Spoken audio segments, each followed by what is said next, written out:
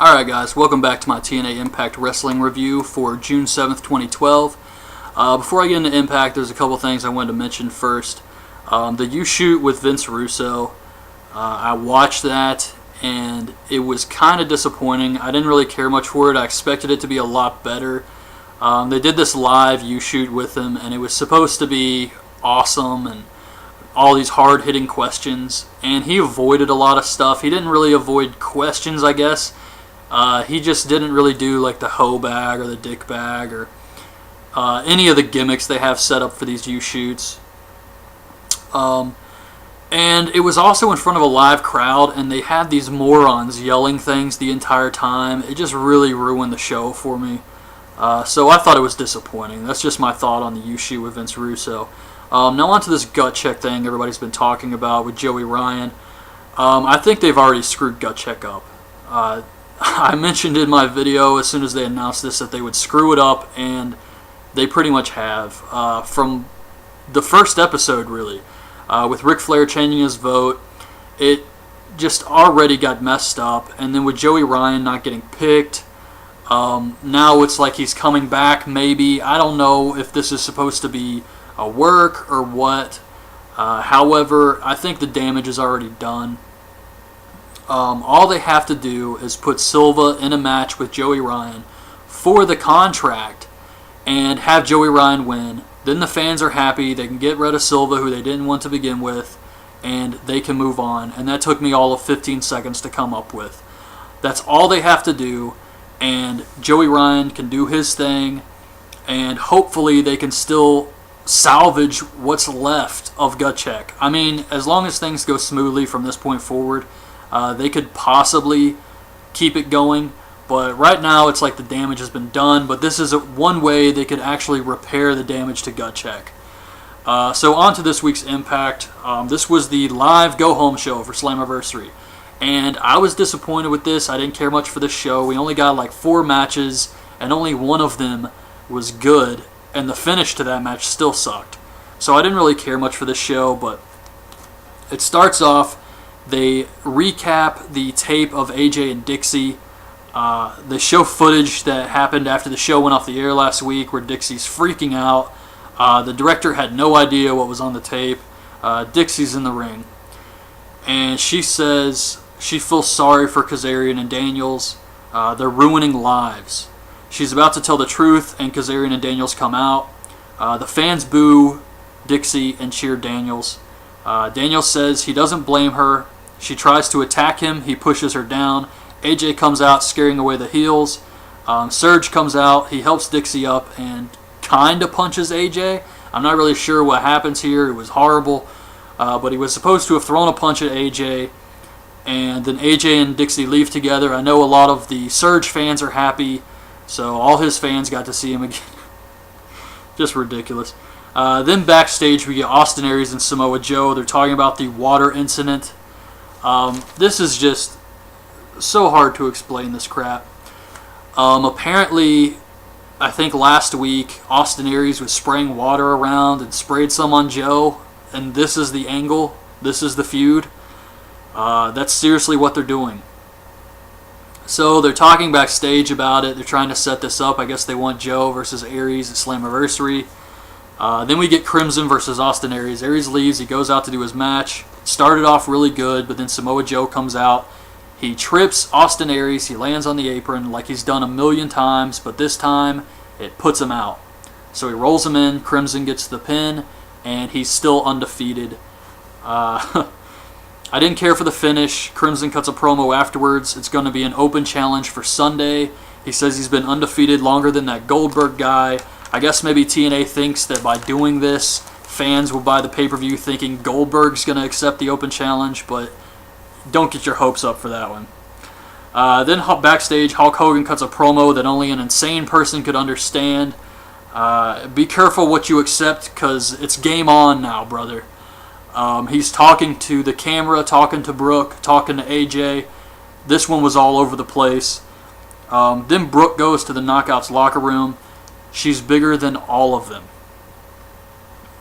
She puts him in a 4-way match to see who's going to face Gail at Slammiversary.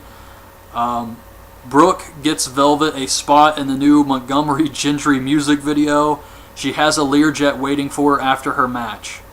Apparently the thing with Brooke is she wants to make them bigger stars instead of just in wrestling, so she's getting them booked doing all these gigs or something. I don't know what this crap is. Hulk Hogan comes out. He says it's the anniversary of TNA. The party's on, brothers. Next week the title will be defended. Rude comes out, says he demands respect, says Hogan's jealous. In his prime he couldn't lace up his boots. He grabs Hogan and tells him to get the hell out of his ring. Sting comes out, and Bobby Roode beats the hell out of Sting, and it doesn't even faze Sting. Sting really is the best, you guys. I mean, he gets beat up, and then it doesn't even affect him, and he beats up Roode and clotheslines him, and Roode has to escape. It was, oh my gosh. So then we see Joe Parks backstage. He's talking about his brother, Abyss, or Chris, Abyss. And he says he's in the business of finding out the truth. We get Velvet versus Mickey versus Tessmacher versus Tara for the #1 contendership at Slammiversary. Gail comes out to do commentary. She says she's the longest reigning Knockouts champion. They've really downplayed this. They haven't even mentioned this at all. There was a cool spot in this match where I think Tara gets Velvet in a Boston Crab. Then Mickey gets Tara in a Dragon Sleeper, and then Brooke gets Mickey in a headlock. I thought that was a cool spot. Brooke and Tara go at it, and since they're tag partners, this was supposed to be a big deal. Tara gets a DDT while shaking her ass, and then Tessmacher hits this weird pancake move she's been using on Mickey for the win. It was botched. So it's going to be Tessmacher versus Gail at the pay-per-view. All things considered, I guess this was an okay match here. Backstage, Bully has a new contract for Joe to sign, Joe Parks. Hogan's on the phone. He tells AJ he better be there for the main event. He calls him a son of a bitch. We get the contract signing with Bully and Joe Parks. Bully rips up the contract. He has a new one that allows him to do whatever he wants to Joe Parks, and he can't get sued. Parks refuses to sign it, so Bully spits in his face. He accepts, but not for himself, for his brother Abyss. So he signs the contract, and then Abyss promo comes on the screen. He says, "It's too late, little brother." He never needed his help, and he says Bully and Parks will both find out how alive he is at Slammiversary. Triple threat match? I mean, I don't know what the hell they're going to do, but that's what they're trying to set up, it sounds like. So Bully hits Parks from behind, and that was it.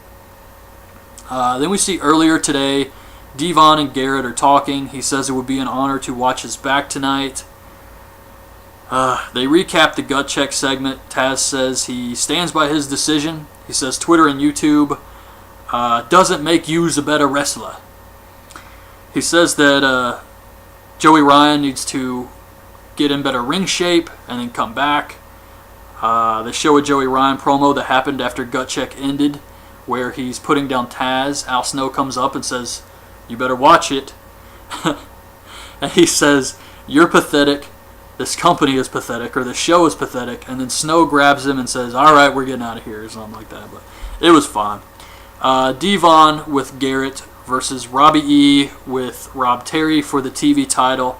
I was excited to see this because I've been thinking Devon versus Robbie E would be such a great match, and we haven't seen it yet. They've just been teasing it. I'm so full of shit. This was horrible. We've seen this a million times already. We didn't need to see it again. They just have nothing for these guys to do other than constantly wrestle each other. So, typical match. Madison Rayne comes out. She has a crush on one of the guys in the ring, most likely Garrett. Devon gets Robbie E in a small package. The referee's distracted, so Rob Terry gets in, rolls them over. Then Garrett gets in, rolls them back over, and Devon gets the win. This was horribly stupid. At the end, they all fight each other. Horrible. Hogan comes out. He's back again. This time, Anderson interrupts him. Hogan says, one Mr. Asshole needs to cool his jets. Sometimes the word asshole is censored. Sometimes it's not. I don't know why. Then RVD comes out. He misses his pyro spot. Hardy comes out. I noticed that Mr. Anderson sounds drunk here. He's slurring his words. He says, you're telling me you're gonna give one of these clowns a title match? I mean, was this guy freaking drunk here? What the hell was wrong with Mr. Anderson? And this wasn't the only time. He was slurring his words the entire time he was out there. So, yeah, Hogan's voice is completely gone. This was awesome. He makes it a 3-way match at Slammiversary. If this was Impact before, they probably would have retaped this segment, but just because he lost his voice. But it was live, and this is what happens. Then we get the main event: Bobby Roode and Kazarian and Daniels versus Kurt Angle and AJ and Sting. They play AJ's music. He doesn't come out. The heels dominate the match. AJ finally shows up, and they have Roode tap to the Scorpion Deathlock. More crap. However, I gotta say, I know a lot of fans are pissed off at Sting for this, and I don't blame Sting. I don't blame Sting for this. I think TNA puts him in these situations. Sting probably is ready to retire, but they keep giving him money to come back. And, you know, he's got a family and stuff, and if he can come back and work a light schedule, why shouldn't he? It's TNA, Hogan, Bischoff, all those guys who put Sting in this position.